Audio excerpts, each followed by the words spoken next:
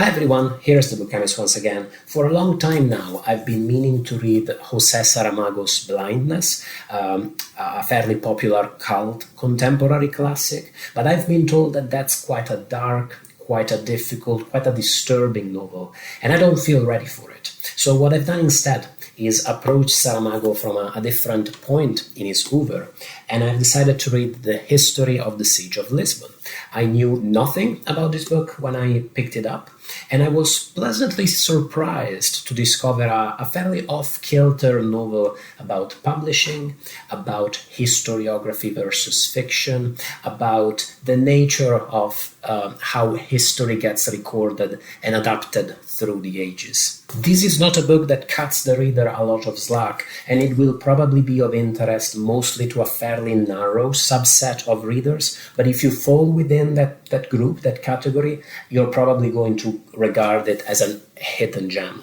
My suggestion would be to read the first chapter, which is only a few pages long, and if you like it, if you feel like you'd enjoy reading 300 pages more of the same, by all means dive in. The book's protagonist is Raimundo Silva, a proofreader and copy editor working for a publishing house in Lisbon, who at one point, in a strange fit of mischief, decides to break the golden rule in a copy editor's code of honor and to introduce a mistake willingly in a manuscript that is working on a history of the Siege of Lisbon. From that very simple premise, I was expecting the book to get really weird. To be honest, I was expecting some straight-up page master shenanigans. And while the book doesn't really get as cartoonishly weird as I was expecting it, weird things do start to happen. The course of Raimundo's life definitely takes a strange course as he has to face the consequences of this strange rebellious act. And not all of these consequences are negative by any means.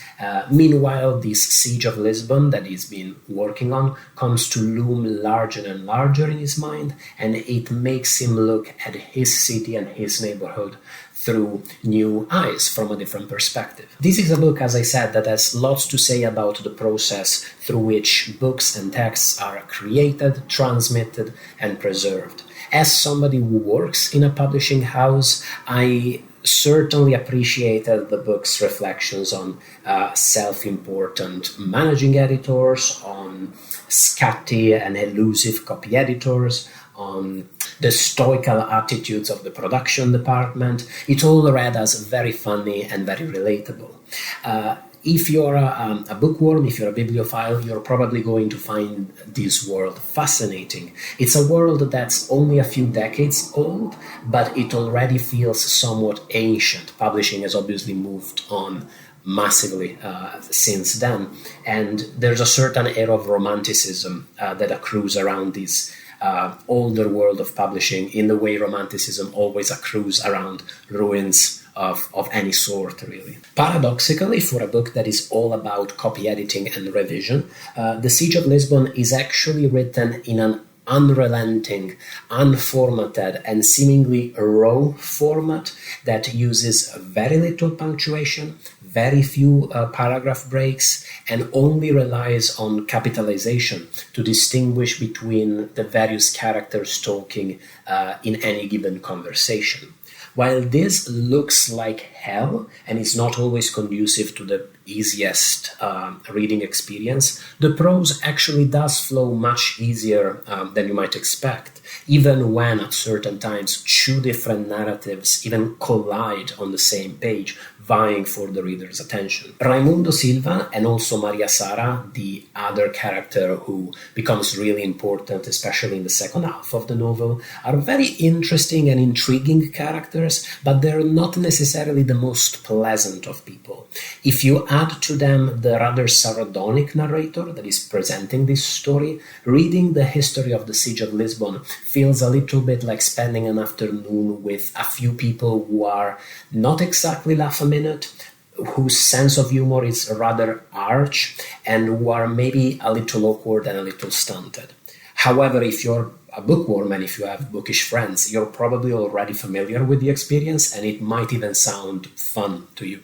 The most obvious comparison that jumped to my mind from the very first few pages of the history of the Siege of Lisbon is with Umberto Eco, another author who writes novels about bookish characters coming to terms with the nature of historiography, how history impacts our lives through the centuries, how the process of creating, interpreting texts often bends their meaning or their deeper nature in weird and wonderful and scary ways.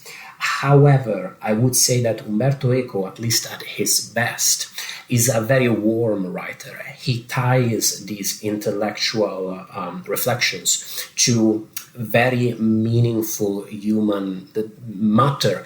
He ties these reflections to his characters' hopes, their desires, their fears, their ambitions, which makes this novel feel very engrossing and it makes them feel very alive.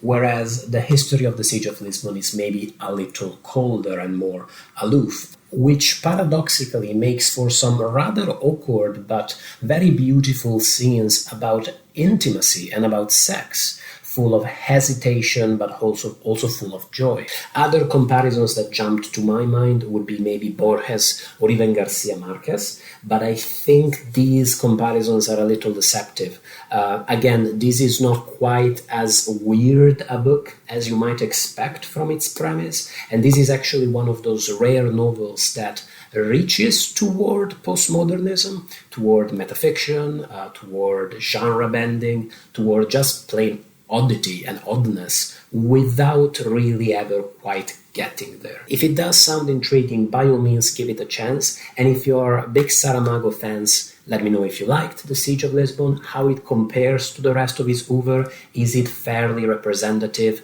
Is it more of an oddity in the rest of his oeuvre, of his production? I'm really curious to know, and I look forward to hearing from you and to read your suggestions for what to read next by this author, by other authors. Let me know. Thanks as always for watching the video. Thanks to my patrons for supporting the YouTube channel. That's really awesome. And bye everybody.